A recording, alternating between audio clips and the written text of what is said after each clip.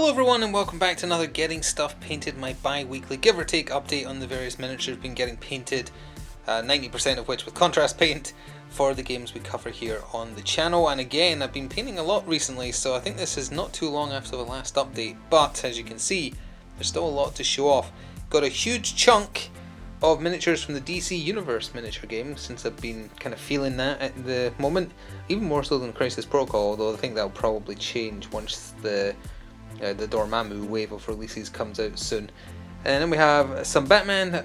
Some of the DC stuff can be used in Batman, but then we've got specific Batman only stuff.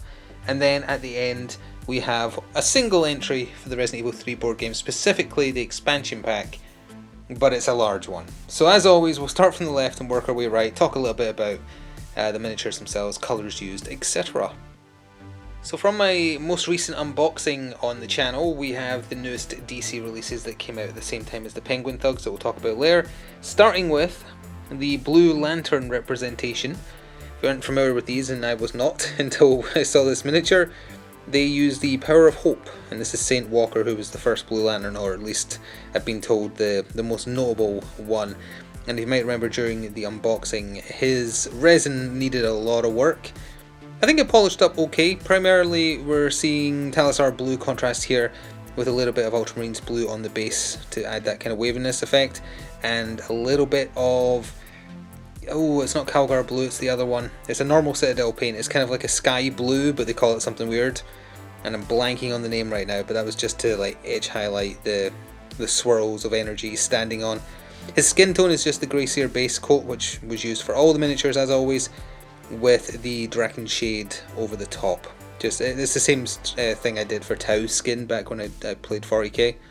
That's exactly how I made Tau's skin look, just by doing that wash on top of like a white base. Turned out okay. I like the pose, I like the miniature, and we'll hopefully see him on the next battle report when it happens. We also, I'll go over the newest releases first, since they were in the unboxing. So we have Zod standing on whatever he is meant to be standing on. I'm still not sure what it is, but I painted it as close to the official painting as I could, because I'm not really familiar with this version of Zod. Lots of Black Templar contrast paint with a dry brushing of the Fang. No, not the Fang. Ooh, what was it? I think it was just Storm Vermin fur, to try and give that slightly different tone to his armour compared to his cape, which is obviously just fabric.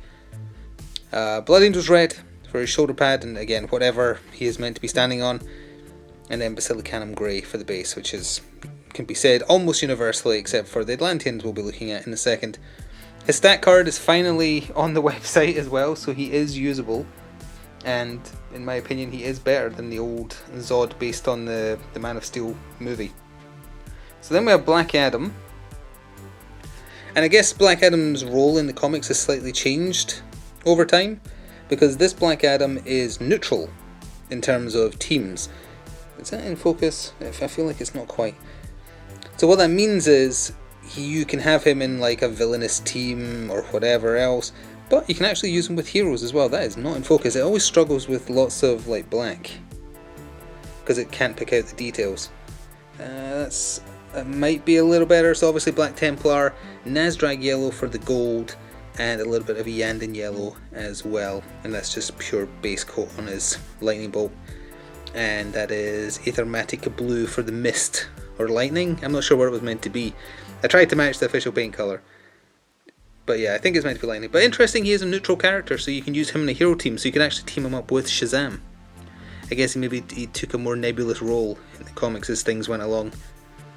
So yeah, that is the new releases from the DC Universe game, and then we have a bunch of old ones. So this is the only Atlantean representation in the DC miniature game. Mera and Arthur, of course, Aquaman. There is a Jason Momoa version, but you can't get him outside of a full box set, unfortunately, anymore. So this is Mera. They both have a lot of Warp Lightning green. She has got Gryphon orange for her hair, and more of the Aethermatic blue mixed with Talasar and Blood Angels. Ultramarines blue for the base as well, and Guilliman flesh for any skin tones used. It's quite nice that she's got like the scale effect on her armour. They actually managed to mould it pretty well. This is the old resin though, not the new stuff. And this is even older. This is the old version of this sculpt, which is, maybe able to tell by the way I'm holding it, it's the old metal version. Same colours used for him, just in different places essentially. Nasdaq yellow for the golden trident. Aggressor shade over the whole thing to add a little bit of shadow and detail. Yeah, I actually think this one has a better pose than the Jason Momoa one. He looks as impressive as Aquaman can be. Let's put it that way. So hopefully we'll also see them, maybe not in the next report for the DC one, because they're few and far between, but certainly soon-ish. So next we have the entire representation, other than Wonder Woman, of the Amazons of Themyscira, I think is how you pronounce it. Now, they are made eternal, but these 4 miniatures here are actually usable in Batman as an Amazons affiliation crew.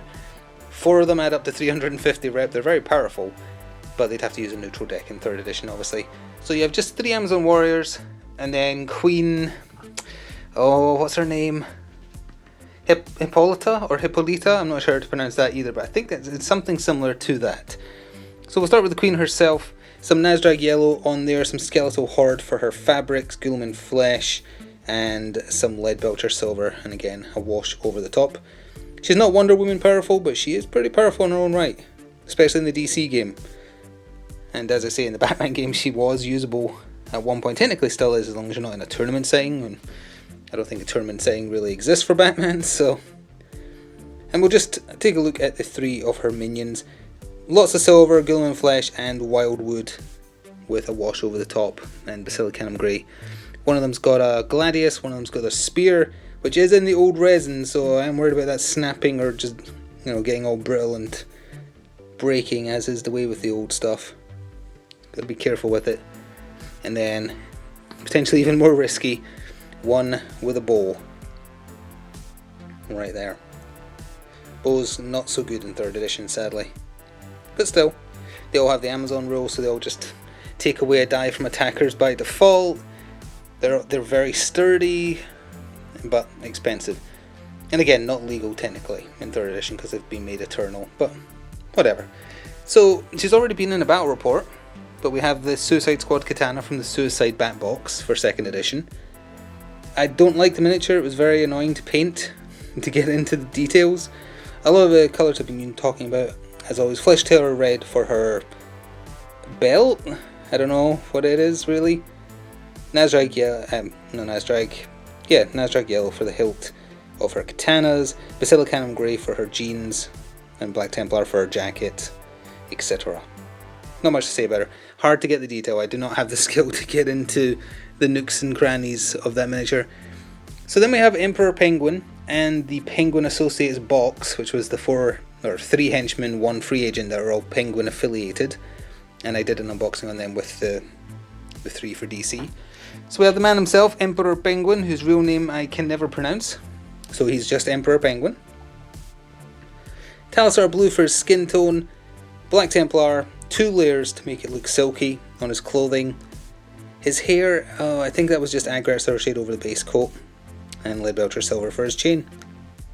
Oh, and I added a little bit of like, what's it called? The moss green kind of wash to make it look all mossy, to try and again replicate the official paint job. And I did a dry brushing of the fang. That's what confused me with Zod. It was this cape I did the fang dry brush on, again to try and give it that kind of silky look, because he's just wearing silk pajamas. You'll know why if you've read the story. So then we have my favourite of the associates, Mr. Toxic, who's fun to paint up. Blood Angel's red contrast, Apothecary white contrast for his cape, which I don't like, but you know.